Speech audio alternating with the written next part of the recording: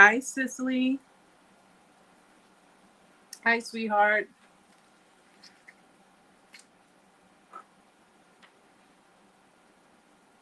Hi, Rakia. How are you, hon? People start pouring in. I hope doing the lives on Fridays is a lot better for you guys, because I can tell you it is a lot better for me, especially since I don't have to work tomorrow. It's a lot better on Fridays, right? And she's not paying attention to me. Amanda's here, guys. She's here with us, but she's in the background as always. Hey, everybody.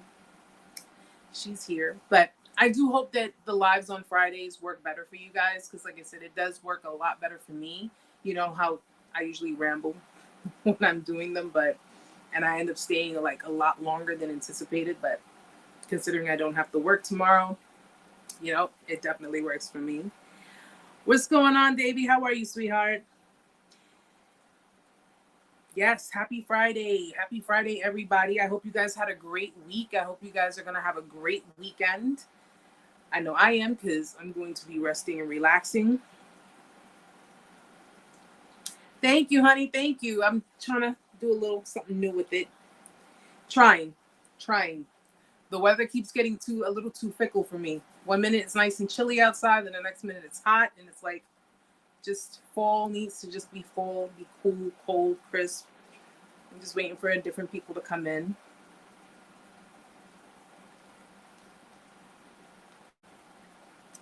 Oh, well, thank you for joining, Davey. I hope I didn't interrupt you. Guys. So yes, I hope you guys all had a great week. I hope you all are going to have a great weekend to come. Positivity as always, right? Gotta, keep our spirits up. But I'm going to move this. I have some notes here, guys, because I did want to talk about, like I said last week, I wanted to talk about narcissistic abuse syndrome. Okay. I know that some of you may be familiar with, with the signs. We're going to go over some of them. But I also wanted to go over the possibility as well. Not to confuse you guys, because everything is pretty general when it comes down to giving the information with regards to narcissistic abuse and domestic abuse and things to that effect. I also want you to understand possibilities of encountering people who also suffer narcissistic abuse syndrome.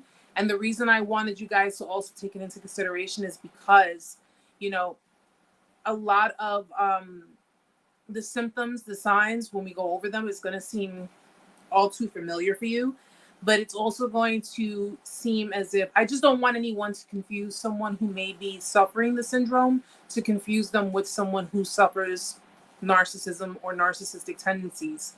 Although after dealing with a narcissist or being in a narcissistically abusive relationship, people can actually pick up the tendencies. They can pick up the habits, where it's not really them, but it's just something that they've internalized after being in a relationship with an abuser.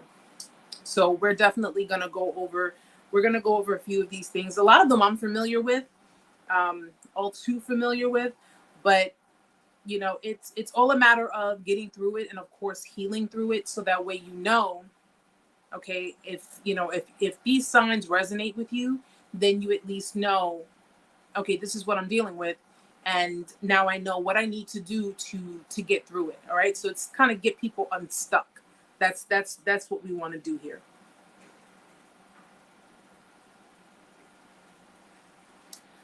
Rukia, she said she tried to.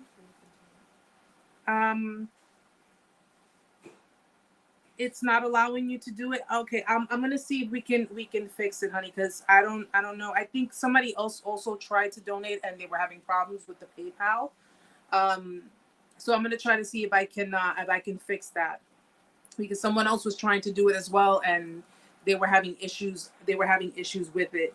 So I definitely thank you for letting me know. I'm gonna look into it so I can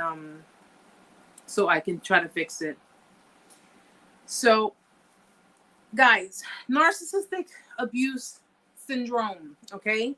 I honestly would say it's probably similar to PTSD. It's something that you you develop, really you develop over time, but it's it's a type of behaviors that you would display after being in a dynamic, being in a relationship with an abuser, a narcissistic abuser, or any kind of abuser. I mean, the signs, they pretty much kind of fall in under there. But this, of course, is, it's pretty much the after effect, okay? The aftermath, what you're enduring, what you're actually experiencing, or what you have experienced if you guys have already, gone through the process of your healing stages. Narcissistic abuse syndrome is pretty much the after effect of being in a dynamic with a narcissist or someone who is extremely narcissistic. I have to separate the two because, a lot of people, there are people who think that they were involved with an actual narcissist, but a lot of people have actually been involved with people who were just extremely narcissistic, where they were on, like, they were bordering it. They were on that scale, on that part of the spectrum. But either way, this is pretty much the aftermath of what it is that you would be experiencing, what it is that you're enduring after being in the dynamic. Especially, if a lot of you have already gone through most of your healing process and you've gone through most of what it is that you needed to go through, or, you've learned what it is you needed to learn in order to get to the healing stages of things. This would probably more so, but we're not excluding anyone. This would probably more so really affect people after, like, I would say probably like right after discard. All right. But it's basically a result of being in a dynamic with a narcissist. So you're pretty much, you internalized all the abuse, you internalized everything that was, done to you, that was said to you. Possibly if you were in a physically abusive relationship with a narcissist, it can create a lot of different dysfunctions. Okay. And I call it dysfunctions because it's not normal. It's not healthy. It's not good. It's just something that it shouldn't have happened in the first place. It really shouldn't have.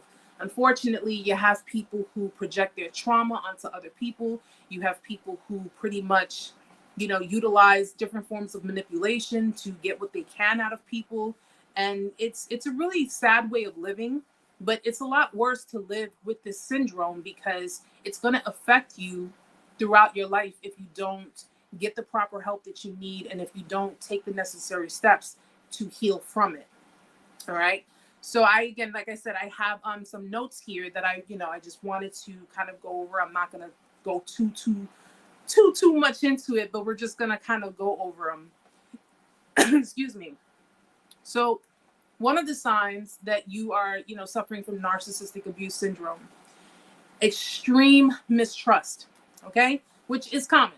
It's very, very common where, it could be anyone who's gone through any kind of situation, any kind of relationship, right? Or if you have a history of being in different cycles with different types of people, or maybe, the same type of people. I mean, we all have a type, apparently, right? But it basically creates that form of mistrust where you find yourself not being able to, where you used to, I won't say easily trust people, but you were able to go through certain situations in your life and you managed to continue having trust within other people, as opposed to being with a narcissist. If you've dealt with someone who's a narcissist or narcissistic, that level of mistrust is like it's like on 100. It's just to the point where you're so completely guarded that you don't even think you can trust anyone after everything you've endured, because that level of manipulation, emotional abuse, psychological abuse, it's basically enough to drive someone crazy. And if I'm not mistaken, when I first started learning about narcissism and narcissistic personality disorder, even with really bad breakups where there isn't a narcissist, but it's just a really bad breakup, people encounter temporary insanity. Not to say that you're insane, but the type of feelings that you feel after a really bad breakup, after a discard, is a sense of insanity. Now, in this case, when you're dealing with a narcissist, it's because they've instilled that with the gaslighting. They've instilled that in your mind where you were second guessing yourself. You were questioning yourself. Did I really see these things? Were these things really happening? Did this person really say these things? Did this person actually do these things? Am I making things up in my head? Maybe I am, because they've managed to convince you that you were just completely, you were delusional. You are delusional. You don't know what the hell you're talking about. You don't know what you're seeing. And that mistrust, it not only goes for other people, but it goes for yourself, because then you don't really trust your own instincts. You don't trust your own gut. Okay? Understand, this is all part of the tactics. It's to make you question yourself. It's to kind of keep you, which is one of the other signs, it's to keep you isolated. Okay? You feel isolated because now you don't trust people.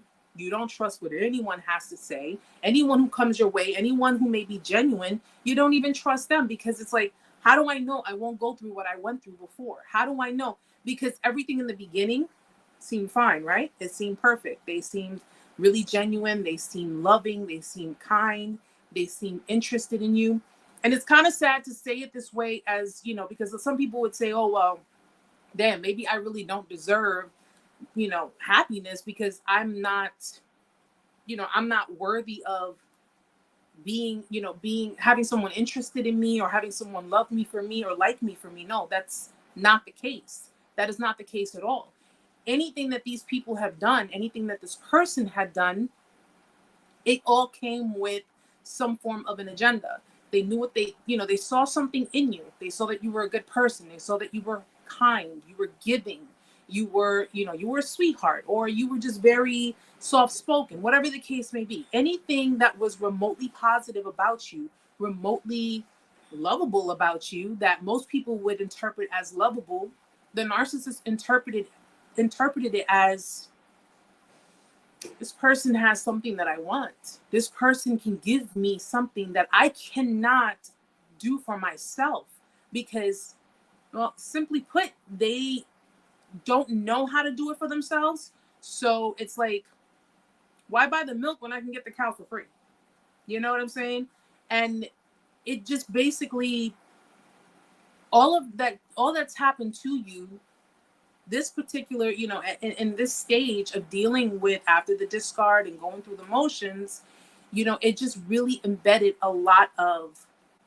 instilled a lot of mistrust, a lot of isolation.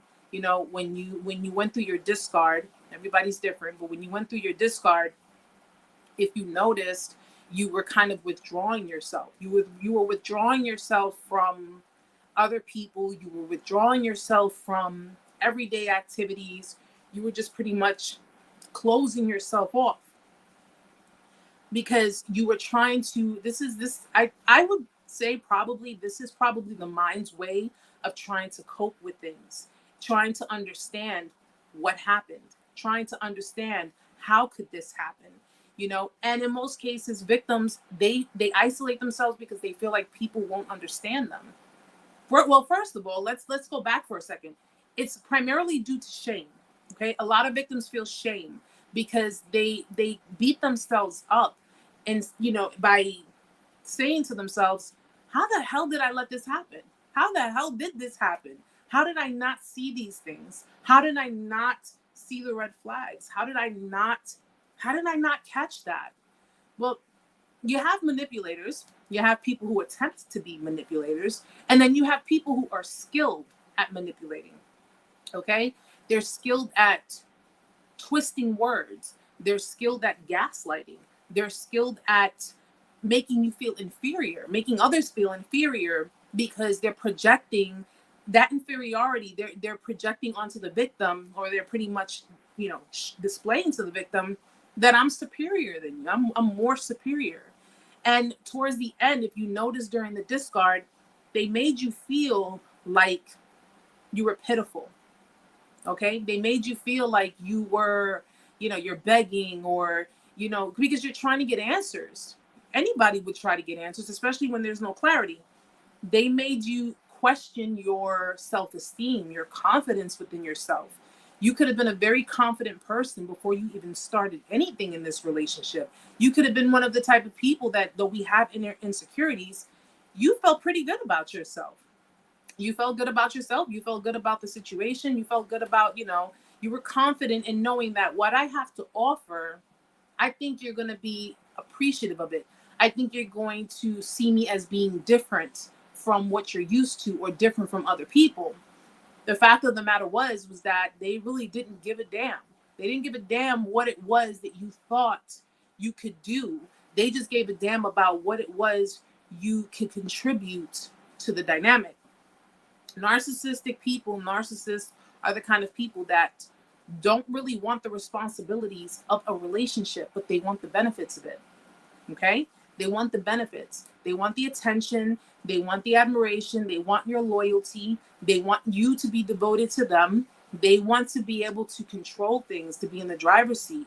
And it's primarily due. I actually just recently put up the video. It's on the YouTube channel as well, but I put up the video on TikTok, the video of sons of narcissist mothers. And I was explaining that a male narcissist, they become this way because when the mother has their child, they're inflating their ego. They're boosting up their ego. They're putting them on the pedestal.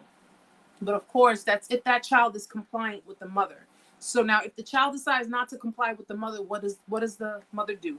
The mother basically rips down that pedestal and they tear them down. They basically resent the child. So when they're, because, I'm a narcissist mom. You either fulfill my ego, or, you don't get any love. You don't get any praise. So what the child will do is he will basically become, well, most people call it self-sufficient. Whereas he's basically now creating this barrier. And he's like, well, screw this. You know what? I'm going to fill up my own ego. I'm going to do my own thing, but I'm going to go like 10 steps ahead. So he has to go beyond what the mother would do as far as stroking his ego, putting him on the pedestal. And he becomes very self-absorbed.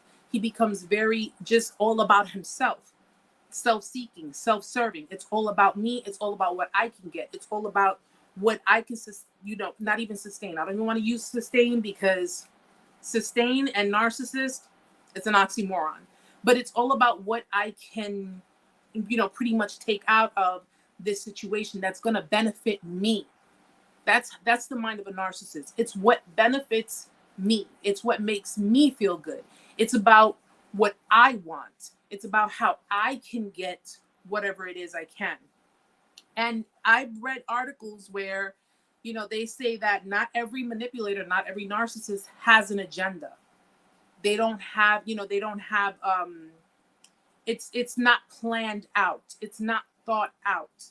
It's pretty much being indicative of, it's not planned or thought out right then and there, but once they have someone in their, in their midst, and they see what they want in that person, if there's anything in particular that they want from you, whether it be money, whether it be, a place to stay, it be sex, whatever the case may be, that's where everything starts to pretty much, the wheels start turning.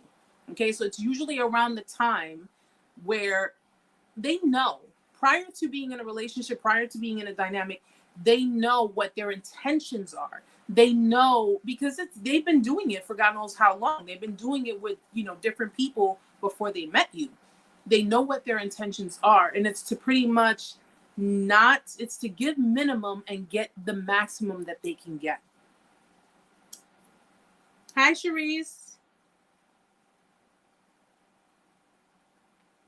I'm sorry, guys. Give me one sec. Yes, Cicely, it will take time. It will definitely take time to really properly, because you have victims who are still in the stages of, I want them back, or I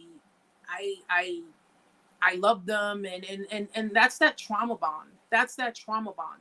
So when you are dealing with someone who is clearly creating a trauma bond, whether you have trauma or not, you guys know the signs, okay? The signs of, that you're in a trauma bond with someone.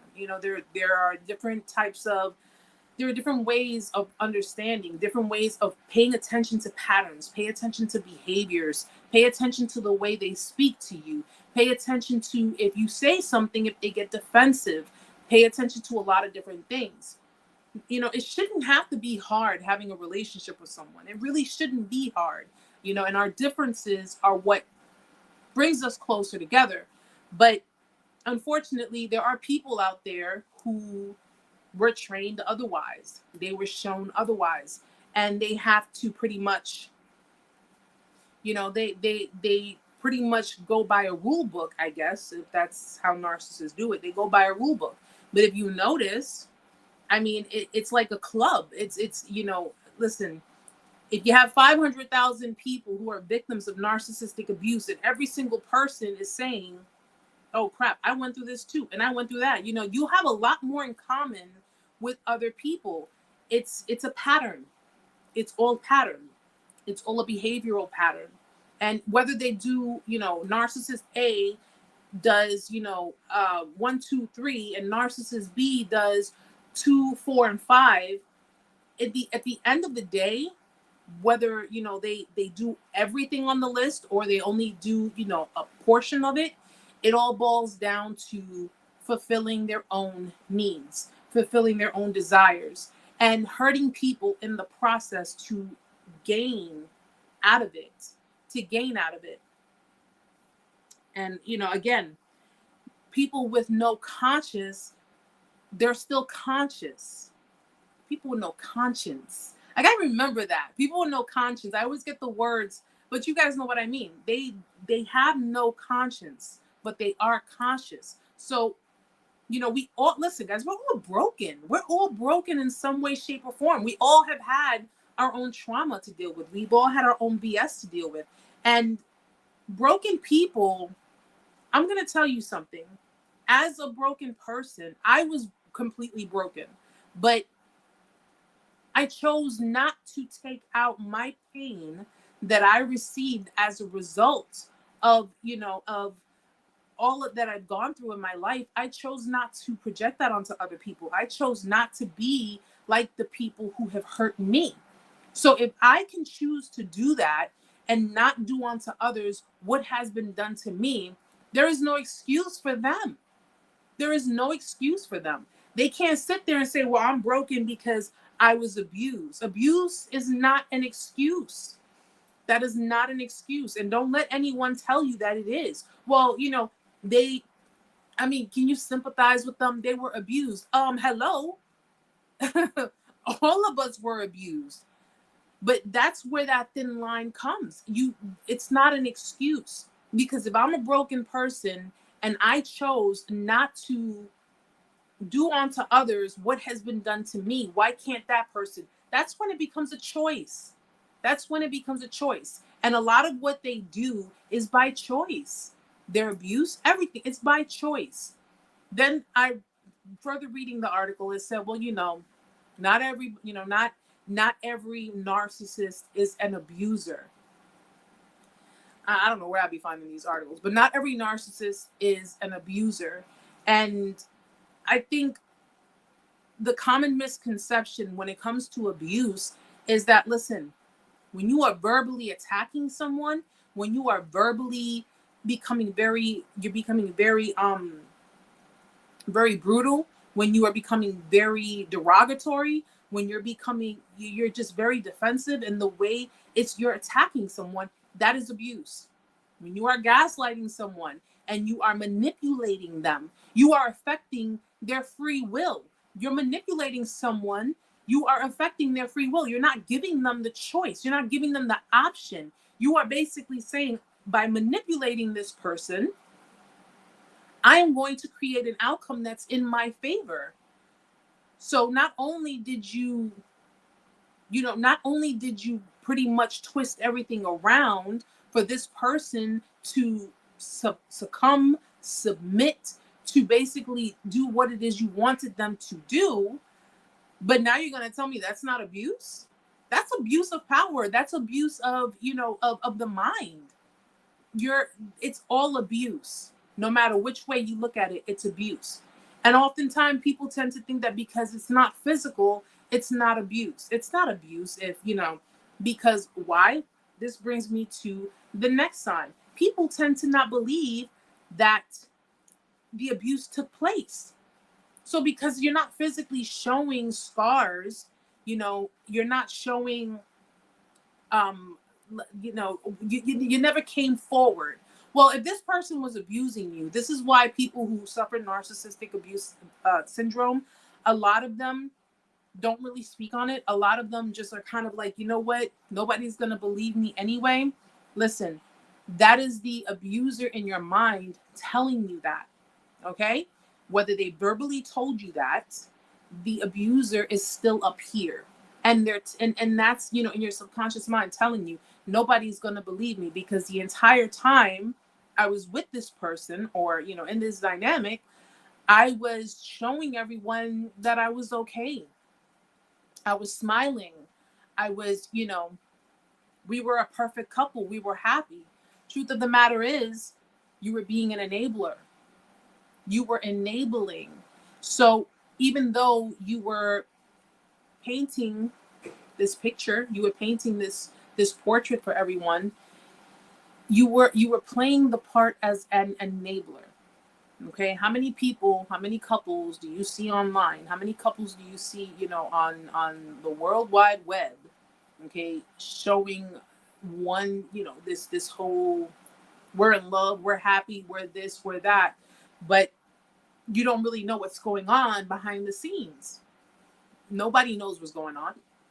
As long as everybody's smiling, when you're in a relationship with a narcissist, clearly they're not going to have people on the outside see your problems. They're not going to have people see that.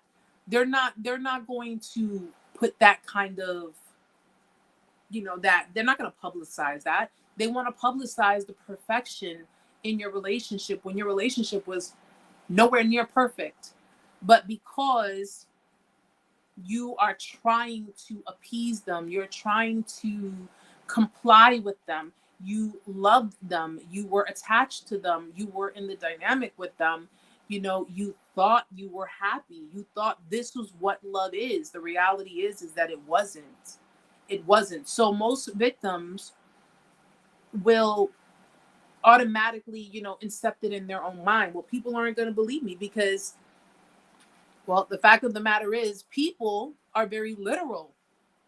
A lot of people are literal. A lot of people are like, well, if this person was abusing you, then why didn't you just, why didn't you leave? Why were you sitting there the entire time with them and taking pictures? And hi, Stella. Hi, sweetheart. Why were you taking pictures the entire time and not saying anything about it? A lot of people, let me tell you something, man.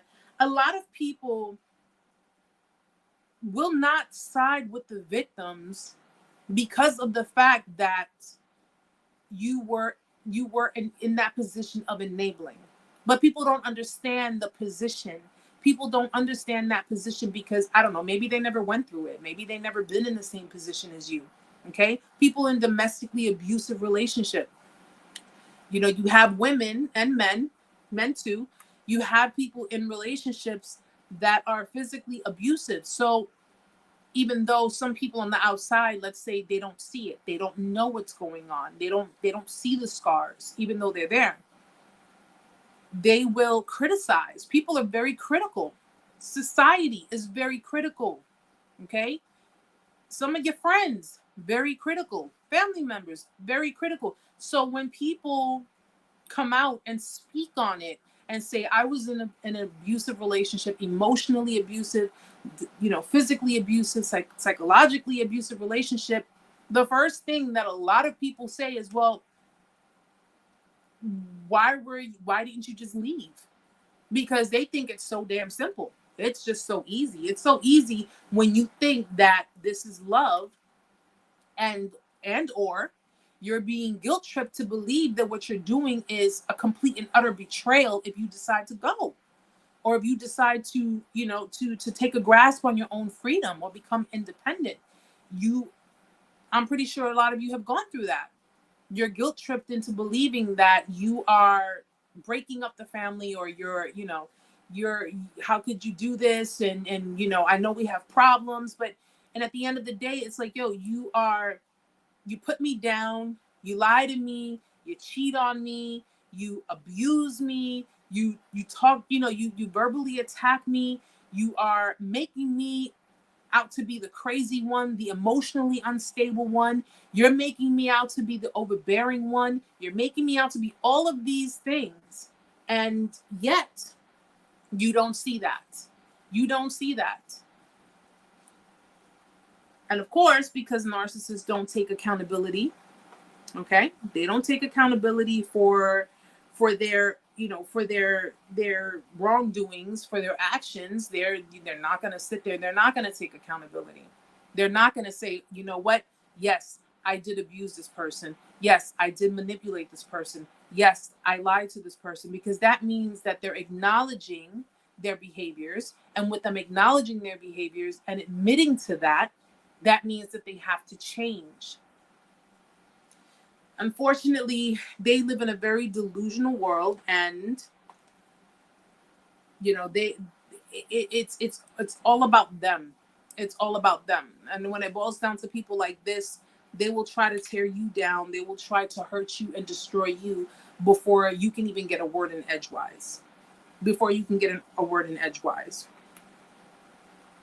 And which is actually, another sign is where you're feeling like you've done something wrong. So it's pretty much like I said, they're destructive. They don't take responsibility. They don't take accountability for anything that they do. In fact, they manage to push that onto you so much, and having you believe that you're the one who is accusing them. You're the one who is, hurting them. You're the one who is just becoming so overbearing, and they can't take your stuff anymore. What happens? The fear kicks in. You second guess yourself, and you say to yourself, oh man, maybe I am overreacting. Oh man, maybe I am, being too much. Maybe I am being overbearing. Maybe I am asking for too much. I don't think it's asking for too much in your relationship, guys, where you want compromise or you want to have peaceful communication. You want to be able to communicate with your partner that there are issues, or there are certain things in the relationship that you should work on. When you try to do all of this, what happens? They get defensive because you're criticizing them. They take what you're saying as criticism. And what happens? You start to walk on eggshells, because now you're not trying to tip the boat over. You're not trying to cause a fight. You're not trying to say something that will get them pissed off, and then boom, you end up apologizing by the end of the whole entire argument. Which is another sign, walking on eggshells. Okay, you find yourself walking on eggshell, and this is again with narcissistic abuse syndrome. You find yourself walking on eggshells with other people. You find yourself walking on eggshells with the abuser themselves. This is one of the key reasons why no contact is so important. No contact is so important because you have to take yourself out of the equation. You got to take yourself out of the situation. When you're too close to the problem, when you're still too attached to the problem, it becomes very confusing. It becomes very, you're just basically, your mind is in so many different places. So you don't know how to make proper decisions. You don't know how to make, the right call on things. When you detach yourself from a situation, you pull yourself out of that whole entire environment, and you take a breather, take a rest, and just say, I'm gonna sit back for a second and just detach. You have to detach. There is no way, and I'm gonna tell you this right now, guys, there is no way, and this is for anyone who's even going through the discard, in the beginning stage of things, there is no way you're going to make coherent, concise decisions if you're still attached to the situation. If you are still in the midst of the abuser, if you're still in contact with the abuser, there is no way you're going to make the right decisions. Because if you're still attached to it and you're still around them, you're still communicating with them, you're still giving them a pass. Okay? And they're just going to find other ways to convince you. They're going to find other ways to try to go around. If you're trying to create boundaries, it's not going to happen while you're still attached to them, while you're still involved in the situation. Trust me, I'm trust me on that. It's not going to happen. And it's a hard decision to make. You know, a lot of people don't want to make that decision. A lot of people don't want to let that go. A lot of people feel that, oh, I can change the person if I just stick it through a little bit, and if I just show them a little bit of love. It's not your job. It is not your job to save them. It is not your job to change them. It's not. Okay? If God gave them free will, guess what? You can't affect that either. You can't. Okay? You can lead by example. You can lead by example, but if they choose not to, follow that example, then again, because the more you stay in it and the more you continuously try, a lot of victims think, well, if I give them more love, or if I give them more understanding, or if I give them more empathy, or if I say, okay, listen, I want to get through this with you. I know you're broken. I know you're broken. You're picking up glass, bro. You're picking up glass, and all you're doing is cutting yourself. You're cutting yourself to try to save someone who's not only broken, but does not want the help. They don't want to change. They don't want to deal with any of their issues, their dysfunctions. It's a lot easier for them to project it onto you. You have to force them to push themselves. Well, no, excuse me. Let me rephrase that. They have to be forced to be pushed into that corner and deal with it themselves. If you love them, because listen, they're still human beings too. They're still people too. Okay?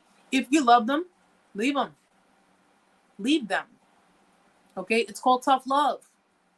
It's called tough love. There's only one way these types of people will change. Okay?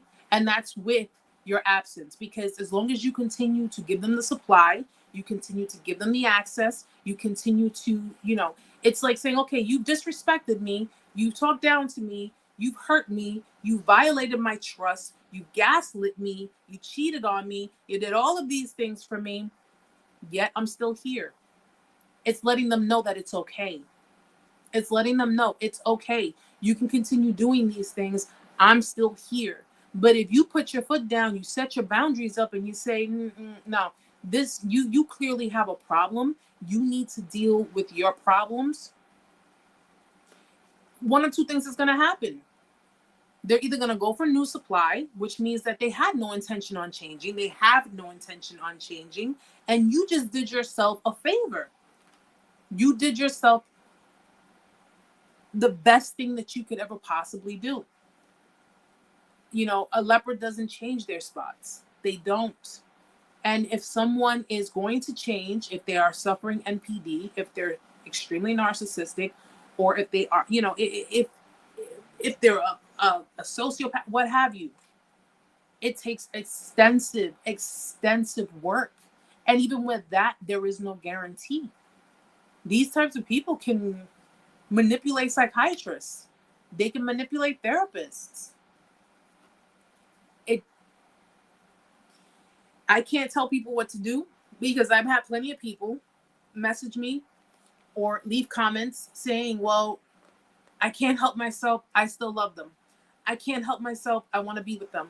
I can't help myself. I can't help myself. You can help yourself. You just don't want to help yourself. You can, you just don't want to. And I am not one who enables these types of relationships. And I've had to turn people away. I have had to turn people away because I refuse. I will not sit here and give advice on how to be in a relationship with a narcissist. I will not do that. But I've had people ask me, what can I do? What are you trying to do? Are you trying to get away from the situation? Well, I want to, but, I feel bad for them, or I want to, but, I can't. No, I can't help you. I cannot help you. What I do is to help people take the next steps that they need. But I can't have people coming to me saying, well, I know that you talk about narcissism, you talk about mental health issues and things like that, but what can I do to get this person? There's nothing you can do. Okay, there's nothing you can do. Someone asked me, how do you fix them? You can't fix them. You can't fix them. Because if that were the case, if only your love could fix them, if that were the case, you guys wouldn't be here right now. None of us would be here right now. Okay, these are people who are emotionally stunted. They're emotionally stunted. They have no sense of identity, none whatsoever. Their identity had been completely stripped from them. And because of the fact that they've grown up with people who have betrayed them, because that's exactly what it is, who had betrayed them, now it's, it's kill or be killed. And for them, it's either you or me. And I put myself first. I'm basically doing me. You do what you got to do. And that's their attitude about things. And unfortunately, again, you have people who are trying to, who are trying to stay with these types of people. I can't understand that. I guess maybe that's my logical sense in me, the logic in me, because I cannot stay in a relationship with someone who is, one, selfish, okay? Especially when I'm a very selfless person. I will not be in a relationship with someone who is completely selfish. Two, who thinks that, it's okay to play the whole the mind game. Oh, hold on, don't get me started on the mind games. Don't get me started on that. Okay, just sit there and be like, oh well, I'm gonna play hard to get with you. You play hard to get, I'll make you easy to lose. You understand? We're not playing that. We're not playing any of that. Or someone who is kind of foot in the door, foot out the door when it comes to a commitment. Nope. No. Okay. The commitment phobes, narcissists, you name it, that's all done. I'm not dealing with none of that. I will not deal with someone who's broken either. I just had this conversation with Amanda. I'm not dealing with anyone who's broken. Not gonna happen. So if I have to find myself asking you 500,000 questions and you can't answer any of them, it's a waste of time. I'm not wasting my time. I'm not bothering. Okay? Broken people, I am not in the business to be unbreaking broken people. That's not gonna happen. And you guys shouldn't have to put yourselves in the position to do that either. Okay, the minute you start seeing certain things about a person that it's all too familiar, or you've been on this ride before and you're not trying to go through it, don't do it. Don't do it. I know you guys, a lot of you are selfless. I know a lot of you have good hearts. I know a lot of you have big hearts. But at the end of the day, these people need Jesus. They need God. They need an exorcism. They need something. But it's not you. It is not you. You guys need to stay away from these people. Seriously. Okay? And for anybody who's trying to go back to their narcissistic ex, their narcissist ex, to their lying ex, to their cheating ex, to whatever ex that, that it just ended up where you had to be the one to go and get therapy, leave them alone. Okay? Déjalo ya. Leave them where they are. Okay? Because of everything they chose over you and your love and your help, everything that, your kind heart, everything they chose over that, who would want to be with someone like that? I told you guys, you're not second best. You're not second best, and you're not anyone's option either. Okay? You are not anyone's option. Don't make these people a priority when they're too busy trying to find your replacement. It's not worth it. It really is not worth it. Trust me on that. Really not worth it.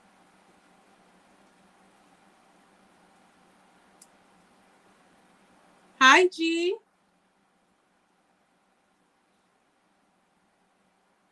All right, Kara. I want to make sure. I'm sorry. You guys know me. When I get in it, I get in it.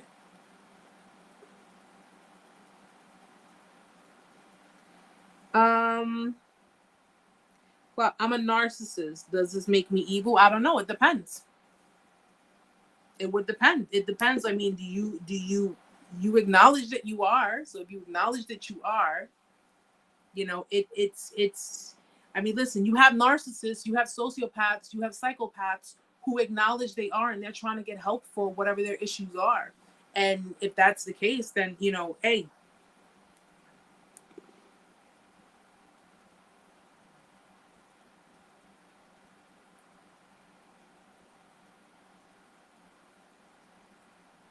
No, I won't block you. I won't block you at all. In fact, I can tell you straight up. Listen, like I said before, people who acknowledge they have issues, people who acknowledge what their dysfunctions are, people who are trying to get help for these things, that's perfectly, we don't hold that against anyone, okay? But at the same time, not every single narcissist, not every single sociopath, not every single psychopath wants to get the help. And they have no issues exploiting their victims. They have no issues using their victims. They have no issue basically hurting their victims to the point where, I mean, 160 million victims of narcissistic abuse in the United States alone.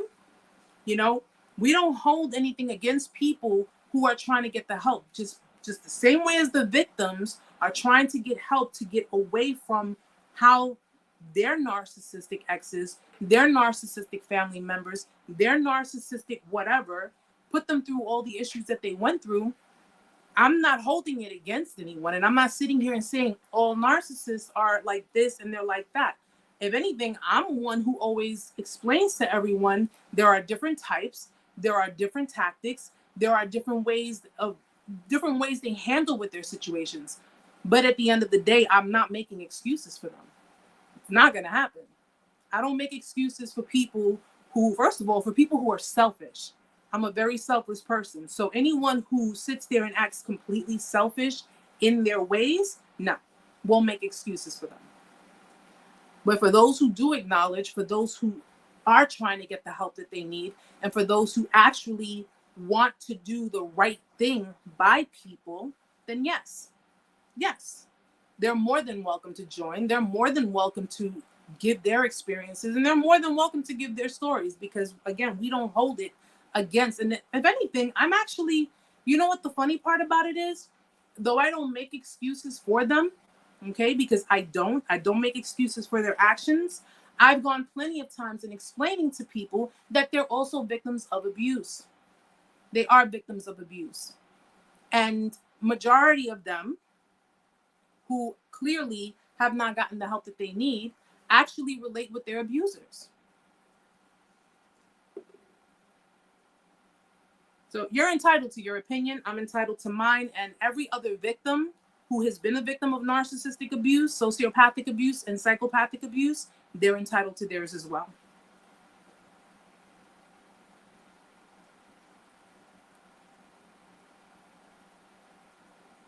Absolutely, Butch, we do. There's not ever a day that goes by that I don't need God, that I don't need Jesus in my life. Not a day goes by. Okay? Not a day goes by.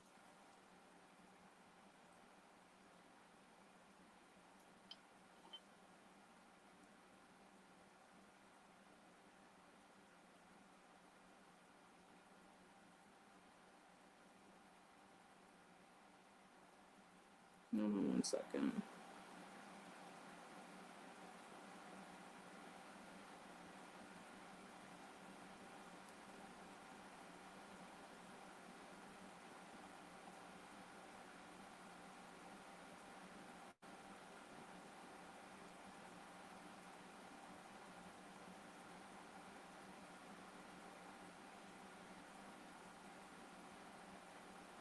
Yeah, I mean, and one of the things that we got to also understand, guys, and it's like I said, because if 5% of the world is diagnosed with MPD, okay, if 5%, and I mean, I don't even know how accurate that number is. I don't know, because listen, you really have to go to every single person sitting on the face of this earth and have to have them diagnosed. But if they're saying 5% of the world is NPD, diagnosed with NPD, and the current population is, 7 billion people, maybe more, probably more, you're looking at hundreds of millions of people who are diagnosed with NPD.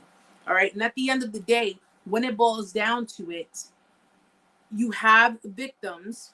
Okay. And the only reason a lot of these psychiatrists and these therapists know about these types of situations and know about as far as the diagnosing others with NPD, because a lot of victims who go for therapy are going for therapy based on all different forms of abuse.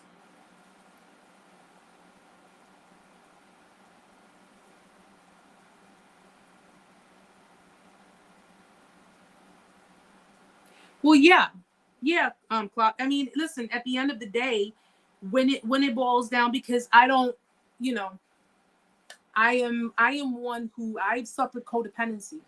Okay, I suffered extreme codependency, and one of the reasons I learned about this was because of my experience with narcissistic abuse. All right, I hadn't known that I was a codependent person, and it's easier for a lot of malignant narcissists, narcissists that are on the extreme pathological scale. Because listen, you have different people who are narcissistic, you have different people who are narcissists, but it's a spectrum. And on that spectrum, it depends on where these people land. And that's how I was able to learn about my own issues, my own dysfunctions. But when it boils down to narcissists and it boils down to, I've had people who were diagnosed with ASPD. I've had people who were diagnosed with a lot of different personality disorders. There's always going to be, you have one side versus the other. And one side is the ones who acknowledge they are trying to get the help that they need for it. They're trying to maintain it. They're trying to control it. They're trying to change, just pretty much revert or just try to, what's the word for it? Reprogram themselves. And then you have those who are just, oh shit, I don't give a fuck about anybody's issues. I don't give a damn about anybody else. It's all about me, So yeah, I mean, it goes hand in hand. We acknowledge the ones who don't want the help, but we also acknowledge the ones who do want the help or who do acknowledge that they have the issues and they're working on that. So it's not to say that, I bash, like I'm going around town bashing every single body. I don't do that. I don't do that because then it would make me no better. But I do give as much as I give based on my resonance with their experience. I give the factuals. Like, even though I don't make excuses, this is the reason why they do it. This is why, this is this, that is that, and so forth and so on. Because a lot of people want to know more or less why. A lot of them want to know more or less why behind it.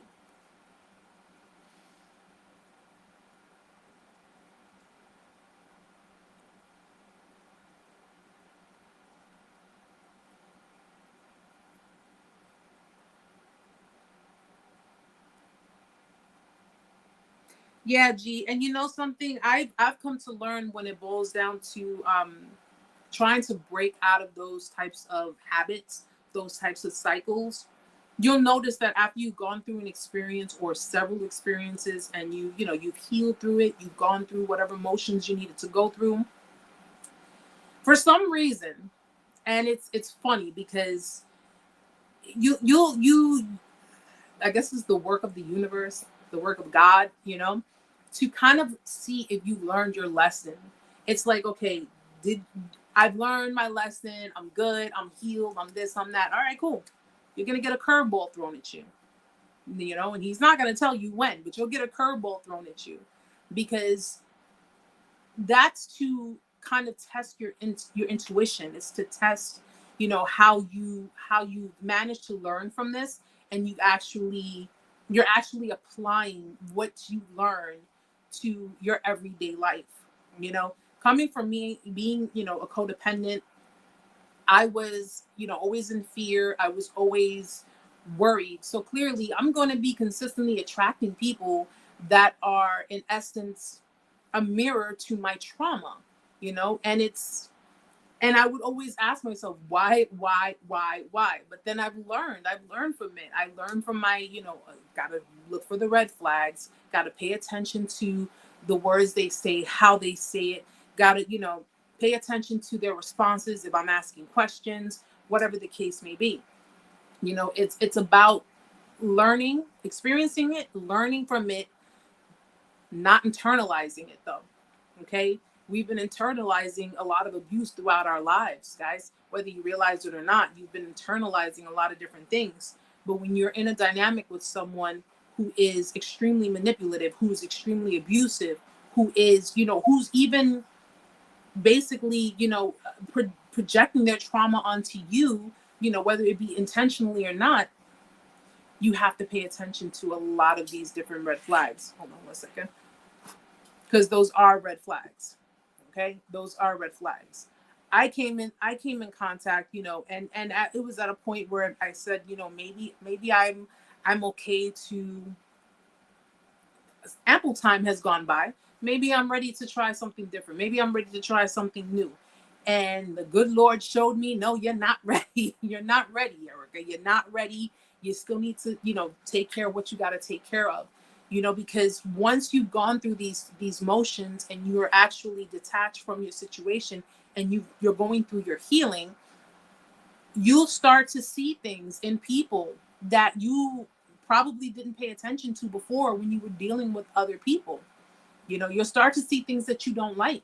You'll start to say, oh, no, this is red flaggish. I'm not feeling it. When before you wouldn't pay attention to it. You would just be like, yeah, okay, whatever. It is what it is, and keep entertaining the person. I started seeing red flags with people, different types of people. And I said, no, this experience taught me so much. It has taught me a lot. And like I said, it's not to say, it's not to say that, let's face facts. You do have narcissists that are evil people. They're very intentional. Okay. And when you practice manipulation, when you practice darkness, when you practice everything with intention, that is evil. That is evil. Okay. And there is no other way to describe that. When you are well aware as being, of course, being an abuser, a manipulator, when they are well aware of what it is they're doing and the effect that it is having on people, and yet they continuously do it, that is evil. That is evil. Okay. And, a lot of them are, listen, you have some that are trying, and I give it to them. You have some that are aware, and I give it to them. You have some that are really trying to, just get out of that element and become different people and be different. And I give it to them. But you also have those that just don't give a damn. They don't give a damn. And if they can find their way back into your life, and if they can find their way to creep back in without having to give you any explanation, without having to give you any kind of apology, and just say, you know what, let's just put this in the past and sweep it under the rug, and let's just start fresh. No. You make sure you bring that big pink elephant in the room. Because I'll tell you right now, you put a mirror to their face and they had really bad intentions, or if you put a mirror to their face and they came back with not so great intentions, they'll go running again. They'll go running again. That's how you know. Hey, Ty. Oh, yeah, Kara. And then the thing is, when it boils down to, like we talk a lot about the discard, because let's face facts here. The discard is one of the biggest parts of the dynamic that's the most detrimental. Okay. Even though you've been in a relationship with them and it's been, back and forth between you two, or even your family, guys, it doesn't have to just be love, but it's been back and forth throughout your dynamic. The discard is the most painful. It's the most, because it's like, okay, wait a minute. I was in this relationship with you, or I was in this dynamic with you, or you're my family. We went through all of this. I tried my best, my hardest to make you happy. I tried everything I possibly could. You've managed to project onto me and give me this whole spiel of, I'm just, nothing you do is satisfactory. Nothing you do makes me happy. Nothing you do is good enough, or whatever the case may be. And then to top it all off, after you've already drained me of everything, resources, energy, what have you, then you are going to just pretty much discard me like I'm a piece of trash, like I wasn't existing in your life, and completely act as if I never existed. That's some pretty painful shit, guys. It really is.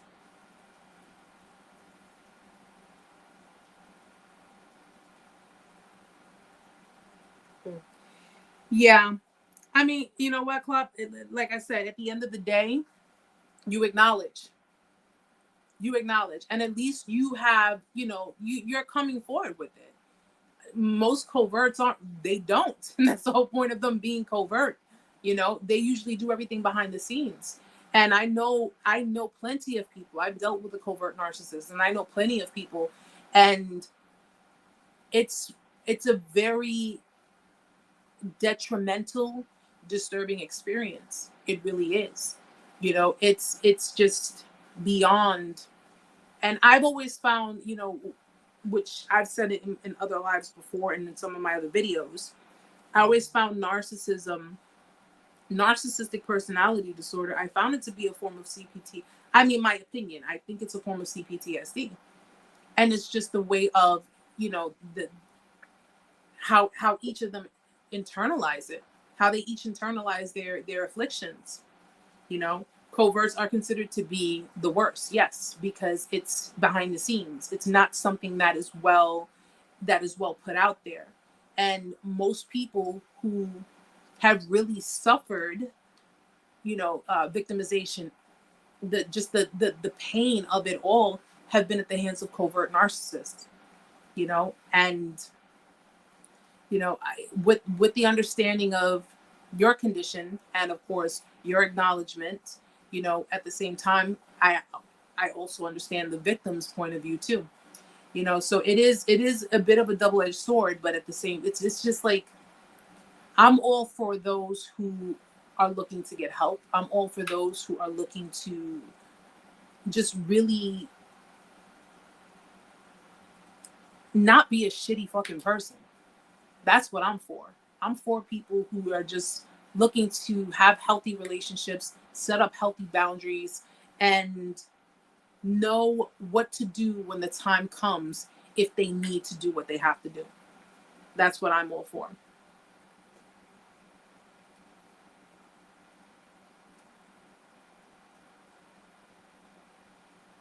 Yes, Davey says, but yeah, it's funny. It's funny as how when you stop putting up with people's crap and saying no more, they act all mad when you do things differently now, because a lot of them they feel entitled. A manipulative person, especially if you guys got to understand something.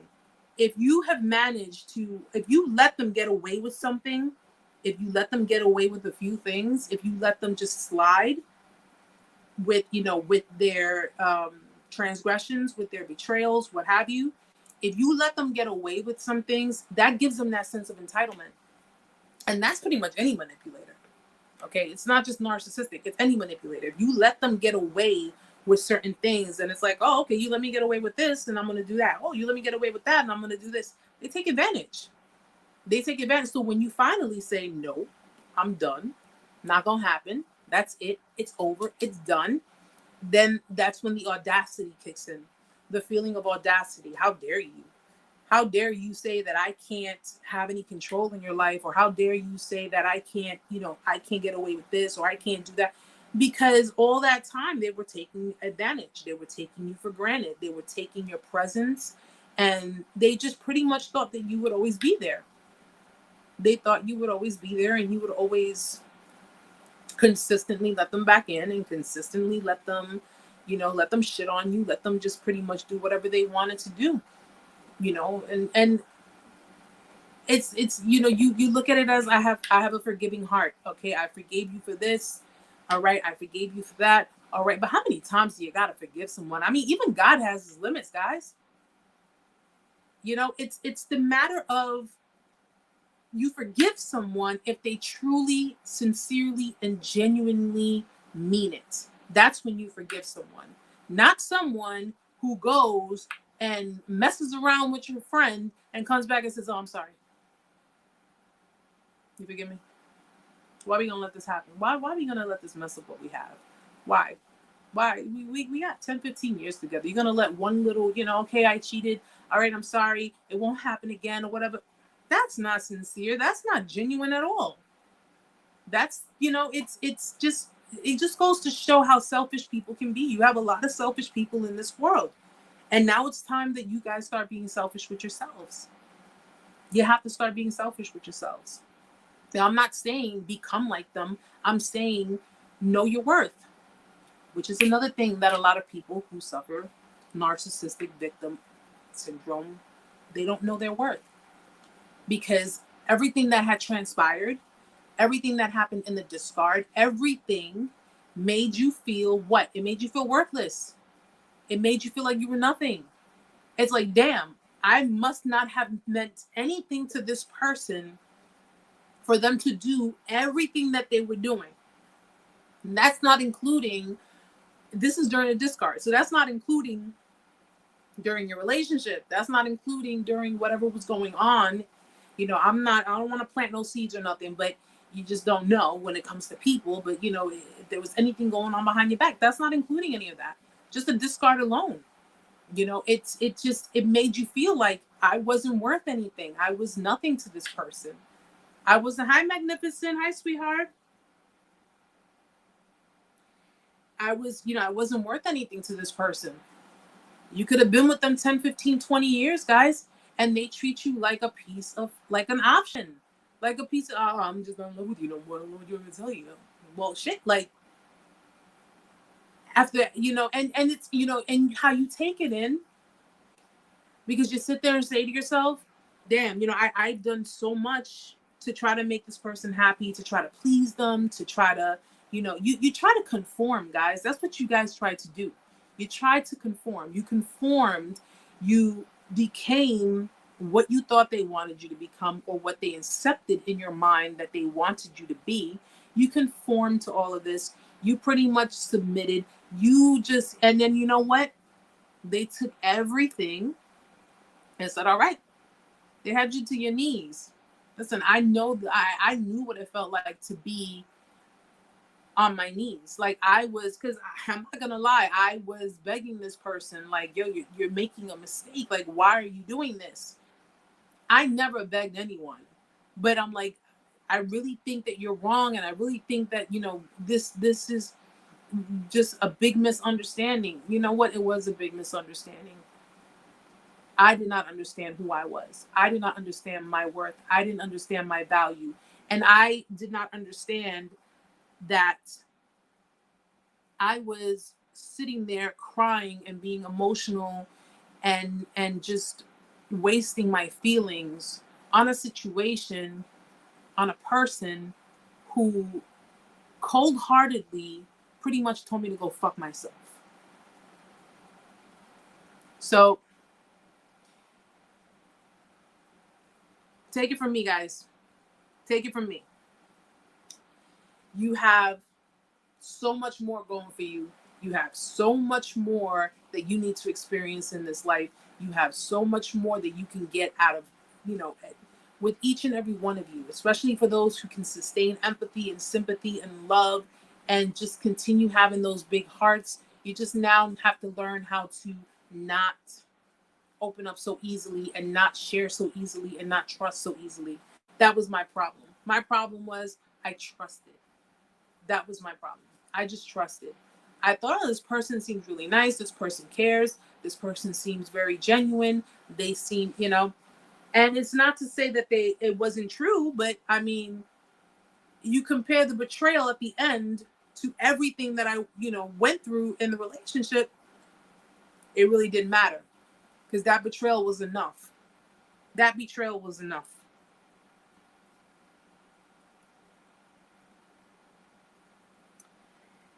Butch says, yes, I learned that pain is mandatory, but being miserable is optional. Learning how to do the work of myself in the beginning it sucked, but I do feel the light at the end of the tunnel, not just see it. And that's awesome.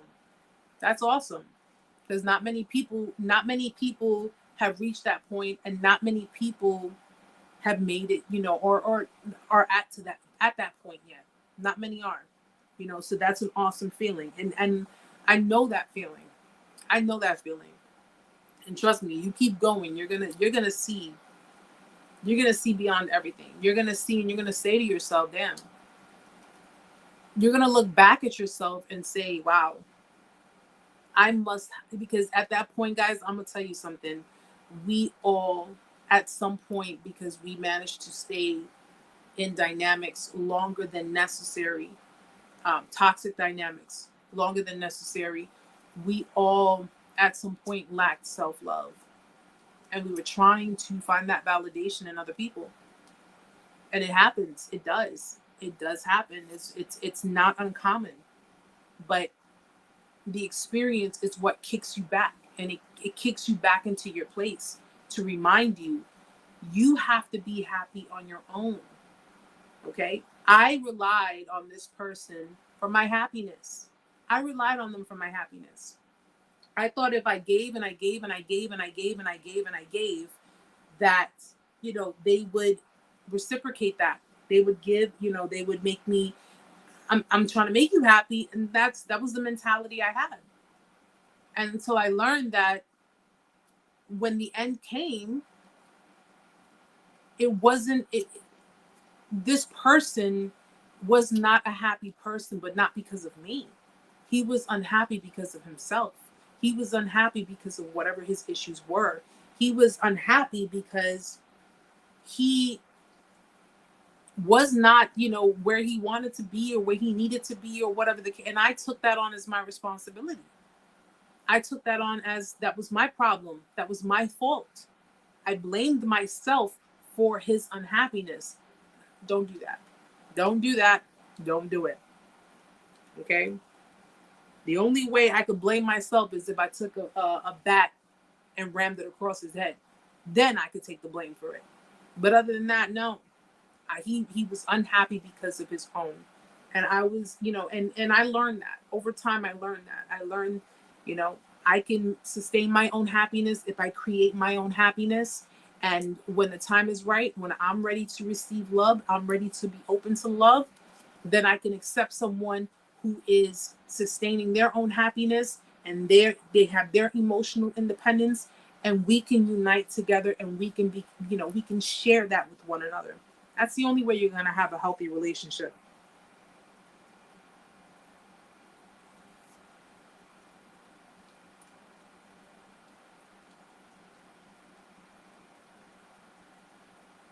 Yes. Clock. Yes. Women are very, very good at hiding it. They're very good at hiding it. Men, I think, because a lot of men, I mean, I'm not saying that all of them, but I think it's just like the more overt males can be probably more noticeable to, to other people. But female narcissists, female manipulators, yes, they are very, very, very good at hiding it. They're very hi Adam, how are you, hun? They and I put a lot of emphasis on it because they run with that narrative. Women have, society has, I don't want to say plagued women, but they pretty much categorized women as being the more modest, weaker sex. And we're just, because you have a lot of, like, for example, where I live, there was a law with domestic violence because there was so much femicide going on. So though the victims, female victims, are being fought for and being publicized because, they're creating awareness, they're trying to create awareness, female manipulators can pretty much hide behind that whole crowd, So when you have a crowd of women who are in support of fighting for female victims, fighting for women who are victims of, by death, of domestic violence, and just anything that deals with feminism and, of course, abuse, you will have a lot of female manipulators who will run behind that crowd because it will gain them something out of it. It will gain them something. And of course, they're running with the narrative of, yeah, I'm a victim too. It's a lot easier. Female narcissists, sociopaths, they're chameleons, man. They're extremely, they're good at what they do, which is why I noticed that when men are dealing with women who are extremely manipulative, extremely charming, like you're really charming women, who are just very devious, very malignant, it's very detrimental when it boils down to, I mean, you have people, we've all had the, when a woman hurts a man, or if a woman lies or cheats on a man, and it has a lot to do with, as far as the ego is concerned, because it could be a real big hit to someone's ego when anyone cheats on them. But when a woman does it, it's when it's covered with manipulation, and it's just, you know, they're covering their whole dark personality when they're covering it with humility and trust and, you know, love and all that shit that they try to pose. Okay, because it's just, they are oh my god, I think I almost lost my train of thought. It was right there too. Oh, it's because when they actually go for the execution, they go for the kill, it's a lot more severe. It's just way more hurtful, extremely, and it's more meticulous. They're extremely meticulous in they're methodical in their actions. So it's like majority of the time, dark personality traits, women. Don't mind me, I'm blabbering because I've been up since 6:30 this morning and I'm extremely tired. When you're dealing with these types of women, they're very stealthy, they're very on point, and a lot of the time they do it with intention to really hurt people. So it's kind of like that, I'm sweet, I'm kind, I'm humble, I'm a loving person, and then boom, surprise, I'm really a snake. That's kind of how it is. And that's what makes it more painful for people.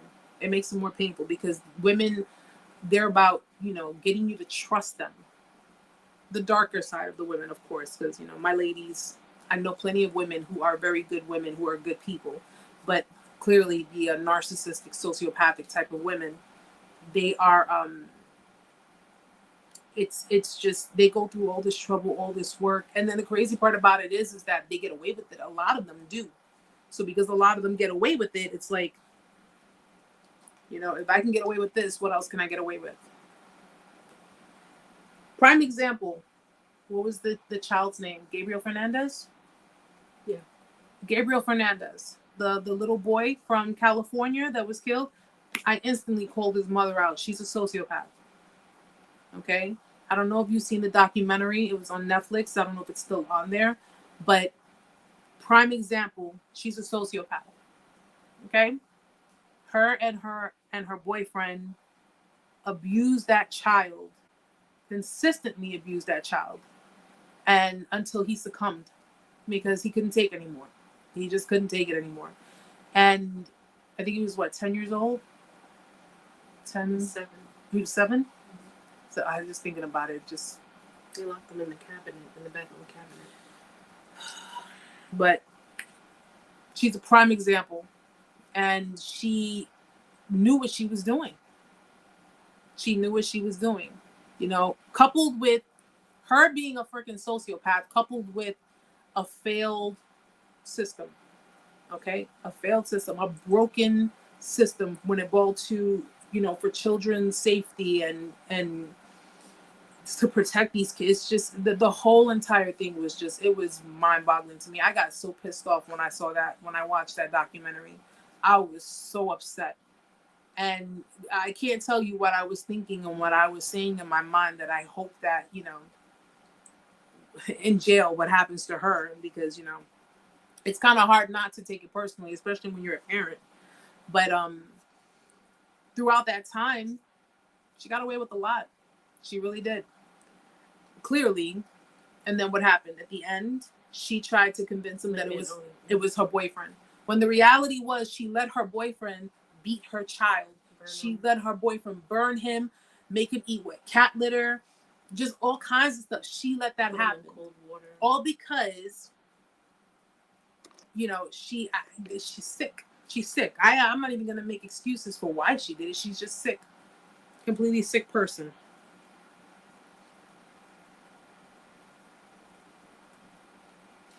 It was just, you could just tell. You could tell that she grew up, you know, she probably grew up in poverty, or she grew up around gangs. You know, I don't really know her personal relationship with her parents, you know, what that created that, but she was definitely about attention seeking. She was very, you could just, by the nature of her relationships, her personal relationships with men. She went for the type of men that were bad boys, that were gang affiliated.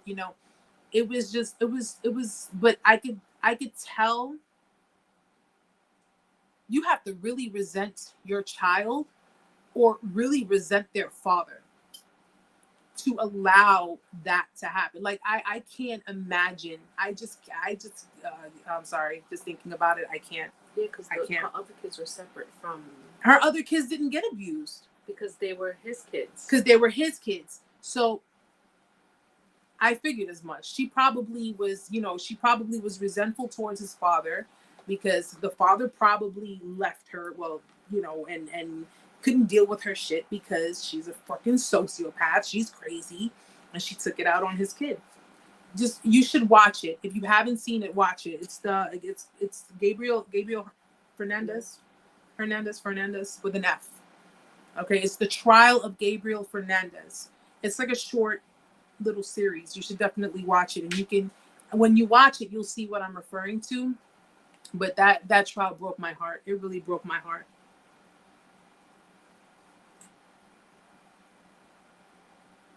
Yeah.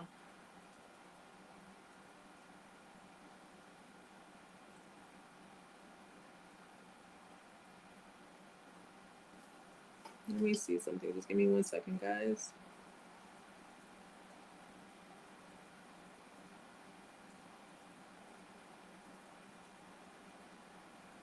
Okay.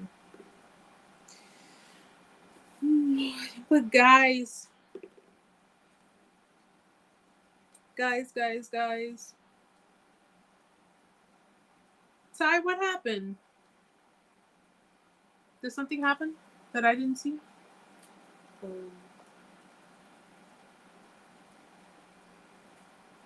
Hi, official. Hi, sweetheart.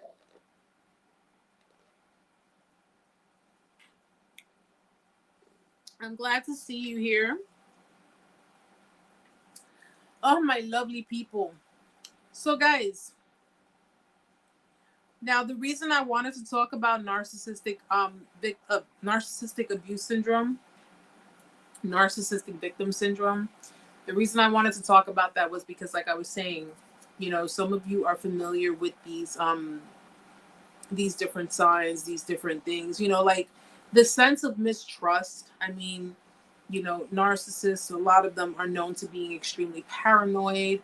So what compares them with someone who suffers narcissistic abuse syndrome is clearly, that mistrust. So the paranoia, the mistrust, one can be easily mistaken for the other.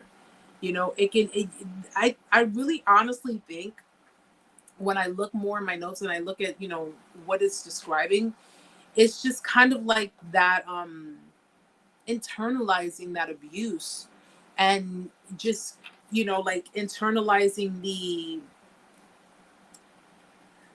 nature of it, the nature of the narcissistic abuse. It's not becoming the abuser, but in a way relating to the abuser, like not becoming them, but relating to the different methods and the different feelings that the narcissistic individual, the narcissist, felt at the time that they were being abused. I hope that makes sense. I'm not calling you guys narcissists, so I'm just saying, but just relating to the different types of actions, the different types of feelings, walking on eggshells, people who are children of narcissistic people, whether you be codependent or narcissist, people who are children of these types of people, yeah, they walked on eggshells because they wanted to avoid being attacked by the narcissist parent. Feeling lonely, that's emotional withdrawal, that's psychological abuse, where they isolate the person and they make them withdraw. Freezing up, you freeze up, you get into that flight or fight mode, where it's either you're going to stay and fight or you're going to run from the problem. Trouble making decisions. It's you're having that toss between with your intuition. It's kind of like that head and heart type of stuff. It's just a lot of different factors roll behind this. I do want to get more into it though. I do want to get more. And I know I said I was going to make a video and I haven't made it yet. I have just been so caught up with so much, but I am definitely going to work on it for you guys. Because I know with the videos, I don't get distracted. I don't get distracted. Not that you guys aren't a good distraction, because you are a good distraction. Thank you, Queen. Thank you, sweetheart. You guys are a very good distraction. But at least with the videos, I can just get the message out and get to the point and say what I have to say about it. But at least we did talk about it a little bit. You know, we got a little off our chests.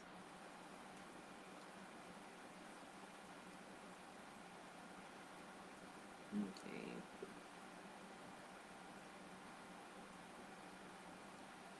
And let's see.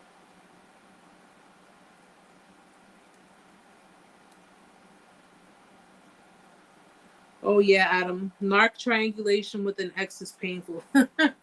Don't get me started on that. Whew.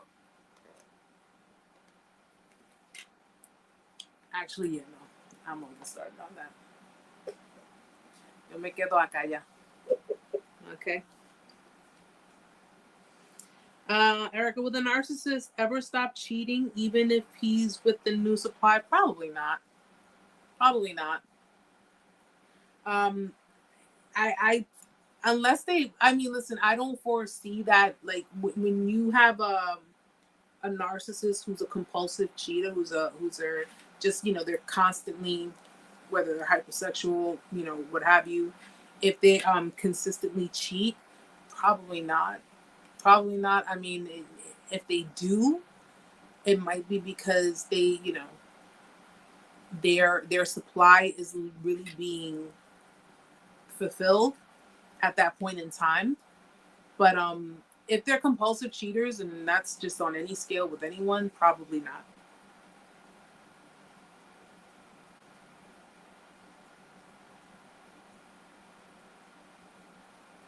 Thank you, Klopp. Thank you. And I appreciate you being here. I do. I appreciate you being here. And I mean, listen, we can coexist, but I can only coexist with those who, you know, who acknowledge and who are just like, you know what?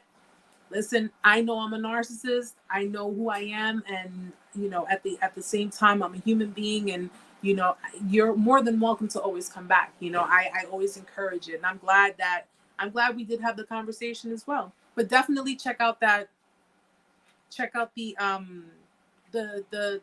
trial on Netflix. It's a good piece. It's very sad, you know, very heartbreaking, but it definitely, you know, gives you the sense, the idea. It gives you the idea of what we, as, you know, as non-sociopathic, non-narcissistic, you know, what we feel, you know, how we view the abuse that we've endured, you know. And of course, I mean, just a bit of a trigger warning, you know, it's, as a parent and you have children, you know, it hits really hard. It really does. And it hit me very, very hard just watching it. But definitely check it out.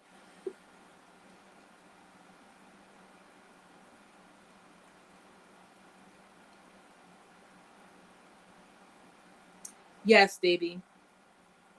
Yes, they have no problem using other people's stuff. Isn't that entitled? Yes.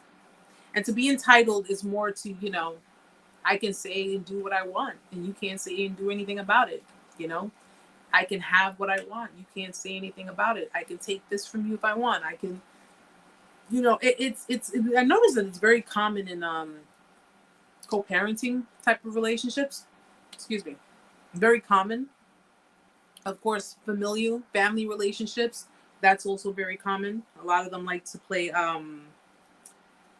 you know, the whole family card. I'm your family, so, you know, you should, you know, why don't you? And don't let them guilt trip you into that. Yes,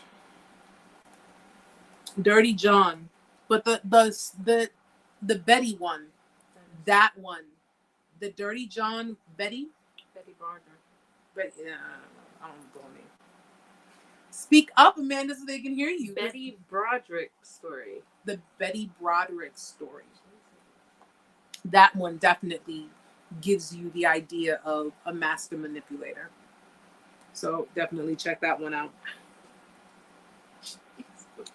Sure enough do. Sure enough do. All right, guys. Don't let me. On Tubi. I'll check that out. I have Tubi. I watch it, so I'll check that out. Yeah, Dirty John. Well, the first one, the first show, Dirty John, he was, yeah, I guess you could say, because he was like more like trying to isolate her and trying to control everything. And I won't give it away for anybody who hasn't seen it. I'm not mean. I'm tired and I'm hungry. I need a Snickers. So guys, Dirty John Betty, The Trial of Gabriel Fernandez. Catch it all on Netflix. I'm not being paid for this, but definitely watch them, and you guys will get a much. Thank you so much, G. Thank you, sweetheart. Who the hell's Dirty John Betty? I'm not, what? Dirty John That's Betty. what you said. It's Betty. It says Betty. They don't need to put the whole name. Just they put Betty, boom, it'll show up in the search engine. That's it. I mean, just you put Dirty John. It's probably gonna just come up with Dirty John. Betty's just gonna come right after it. And that's it. He needs to put the whole name. They're not gonna. They're chilling. It's Friday. They're chilling. They're not trying to sit there and be like, let me put in the whole Dirty John Betty. What the hell was her last name? What was her last? Exactly. Just Betty. Just Betty. That's it. Just Betty. Yes, the one with Christian Slater. Erica, the narcissist almost got 1,000 friends on Facebook, and all the accounts are super sketchy. I mean, it depends. It depends, because I have like when I started getting more into my content, and I mean, I just started. Then again, I would just say that they probably, if there's no real purpose or reason to have that many friends, then you really shouldn't have that many friends, I guess, because I don't know anybody who has 1,000 friends. I don't have 1,000 friends, but you just got to remember. Amanda, did you respond to Kate Klopp? What? He said hi to you. He said, hi, Amanda, there's a good chance I will join again, so you could just say hello to him. Okay. Yeah, it's about attention, Queen. It's about attention. It's really about, I want to give the impression that I'm special. I look good, and this. It's just what they project, and they're feeding off of the attention. Okay. Because I don't have 1,000 friends, but I do have a lot of people who follow me on Facebook, who follow my page, and who also on my regular Facebook. But it's with intention to spread the awareness. It's not intention to gain attention or to but nonetheless, I've met some really cool people. Like, I've spoken to some really, really cool people that I've never met, but they've always been very supportive, and they've been very nice people. So just understand that you do have a lot of narcissistic people, a lot of narcissists who are like that, clearly, on the internet, on social media, and it's really Ty, attention, validation, and needy, etc. Yeah.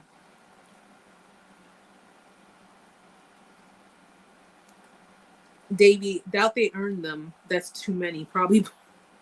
Can you buy friends on Facebook? I don't know. I never had to. Half the time you don't want some of the friends you have now. So it's like, why would you want to buy some? But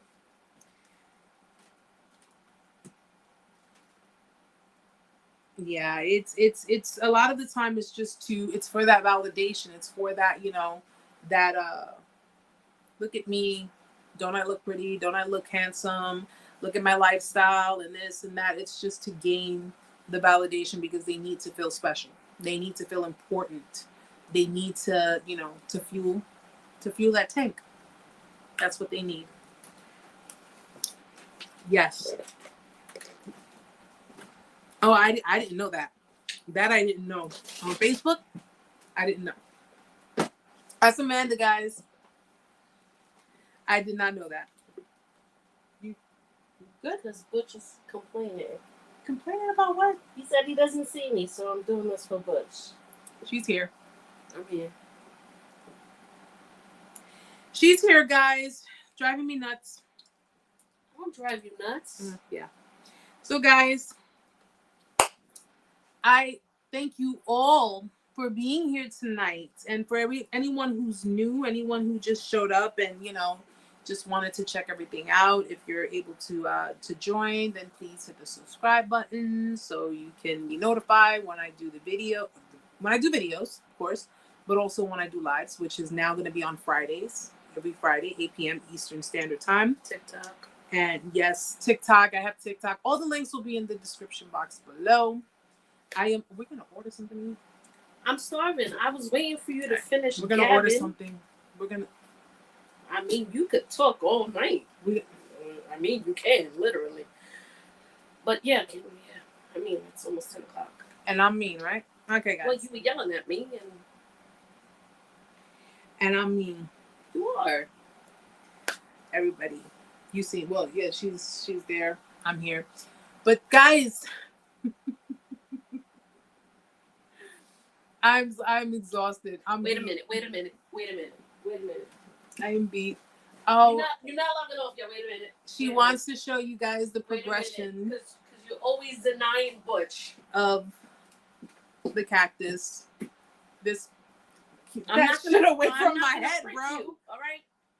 This is the cactus that I had originally got, and this is where he started. He's growing.